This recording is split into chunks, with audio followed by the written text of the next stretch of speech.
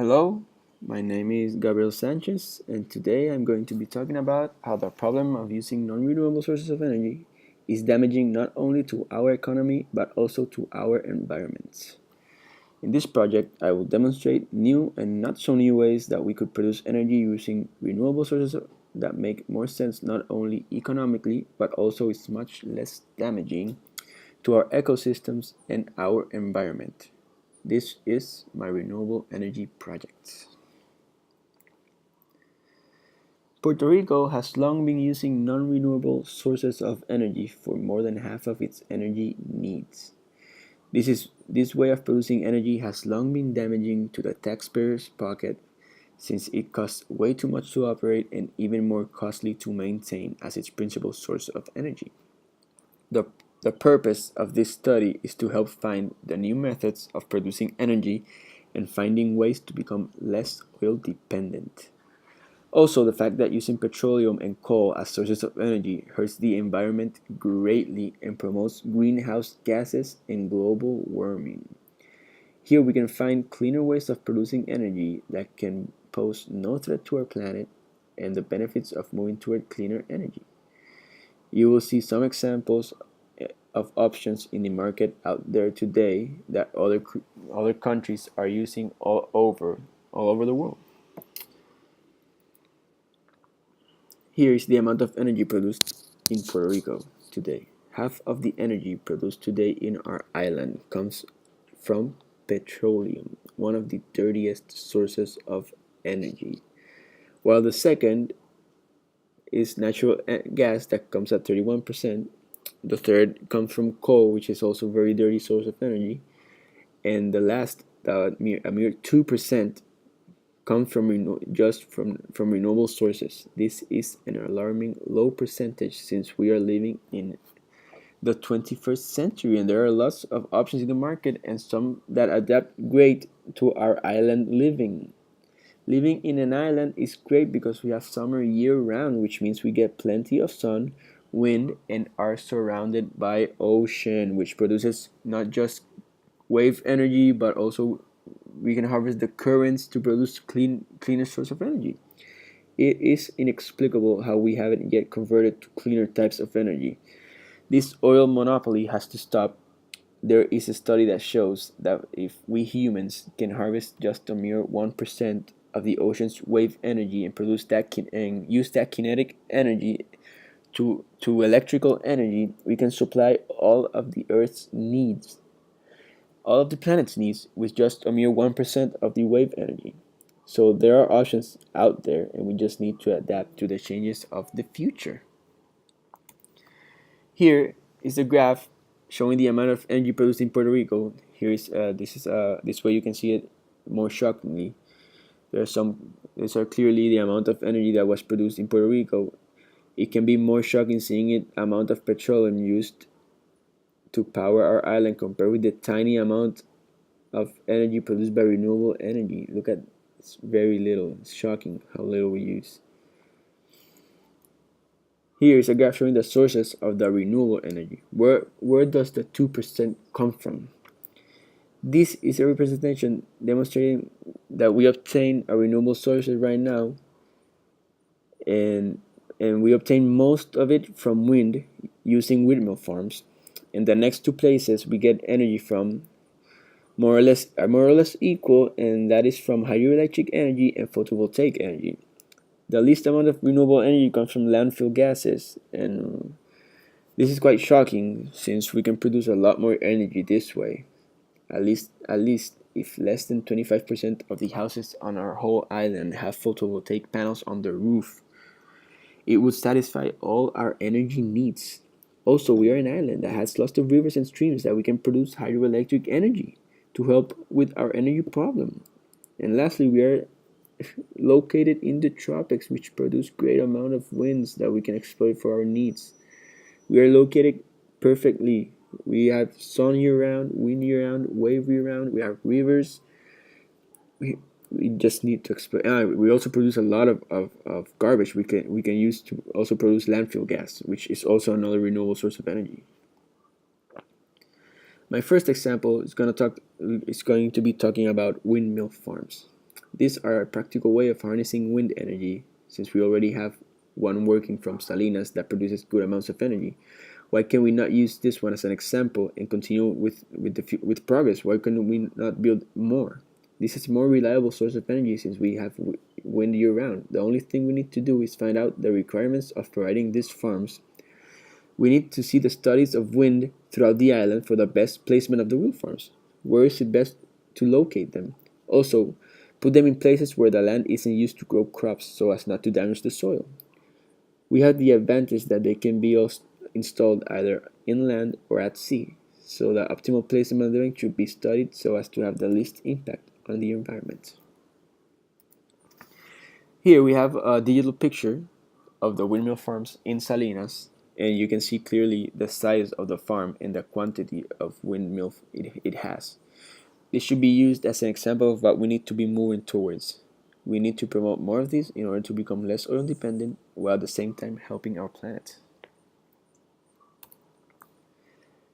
This is another digital picture of a windmill for personal use. Everybody can install this windmill in their houses for their personal use. This way, the owners can provide their own energy and store the extra energy that they don't use for future use. This makes for even more independent. This helps their spending because they don't have to receive energy from any other company. You produce your own. This is a great way of producing energy. And in this picture, we can observe how the windmills have been placed in the ocean. If we lack space in our tiny island, we have better windshields outside of the main island. We can install them in the oceans where it would hurt almost no one, and we have a minimal impact in the environment while at the same time helping it. We can already see this throughout the world, and we would be fools not to take advantage of them. My second example is going to be talking about hydroelectric energy. Hydroelectric energy has already been used in the past in Puerto Rico, and we still have some left, but we can still do way better. There are some abandoned plants in rivers that can be fixed up and put back to work. There are plenty of benefits of doing this, since we can use the rivers and divide the flow of water into two so as not to interrupt the ecosystem. One of the river's flow will be used for the plant to produce energy, while the other river flow will still harbor the fish and any other species of animal living on the river. So it's a win-win. And here we have an example of an hydroelectric plant. We can observe how we modify the river's flow to pass through the turbine, making it spin, and in this way producing energy. This is a great example of harnessing energy from what surrounds us in nature. This is one of the most constant and efficient ways of producing green energy without the need of oil and coal. Here we can see how the river's flow is passed through in the plant, and it moves the turbine that in turn moves the generator, and the generator produces the energy, the electricity we use every day. So it's a great form of producing energy. Here on this picture, we can observe all of the flowing rivers across our island that can be exploited for clean energy. The fact that we have many rivers means that we have many different sources of energy available right now. This is why it is so inconceivable to not move towards cleaner ways of producing energy. Look at all the rivers around Puerto Rico that we can be using right now for our energy needs. And it's still way better than petroleum or oil or coal. And lastly, my third example is wave power. Wave power is kind of a newer form of renewable energy, and being an island, it is the most convenient for me of all, since oceans surround us on all four sides. Waves are constant and can be harvested quite easily. To be frank, this is a great, since the only requirement for having wave power plant is having waves. So, and we have plenty of them year round. The benefits are clear since we have lots of waves. This is what I think is our best option as an island, and we need to promote and teach the people about the benefits of this form of renewable energy. This is a diagram depicting how we can capture, well, one of the ways that we can capture wave energy, because there are plenty of ways. Uh, Here we can capture the kinetic energy from the waves from moving and converting into electricity using floatable buoys that are attached to pumps, and the waves move the buoys up and down, and pumping water into the turbine that produces energy. Also, another benefit of this plant is that the water we pump can be filtered into potable water for other uses. So it has not only one but dual purposes for us. It can be, this type of plant can be quite good for us.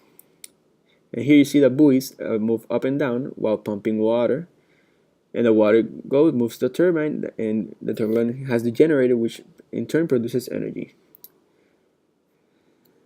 Also, here are two other examples of how we can harvest this wave energy.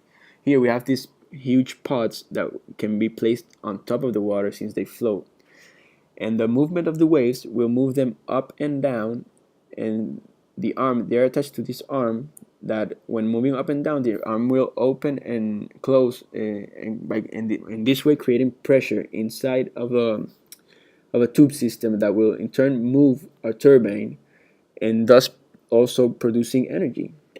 And this is a great way of producing. They already have this in Australia, and for them it's awesome. It's a great way. The picture below shows another form of producing energy using waves. You create this plant where the waves go in and out, up and down, and this in turn crosses the air pressure in the plant to push the turbine. And while spinning the turbine, it spins the generator, and put in this way also producing energy. So there are many types of ways. Also, we can implement the windmills beneath the waves and harvest the currents. There's a limit. There's so much ways of using the oceans for good right now to produce energy for us to exploit. This is great.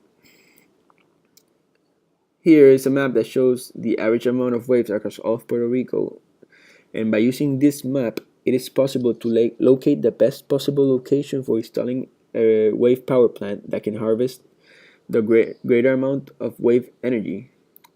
This map will help us locate the optimal spot to place a wave power plant. So, to finish it all off, the solution to our petroleum dependency is going to be hard, as there is lots of work to be done still, but that doesn't mean it's impossible. We can reach this energy independence, but it's going to take some time and work from everybody involved. This is what the future looks like, and all the progress done today is going to provide for a better tomorrow. Less dependency means less worries from an island and a better future for the world, a cleaner world.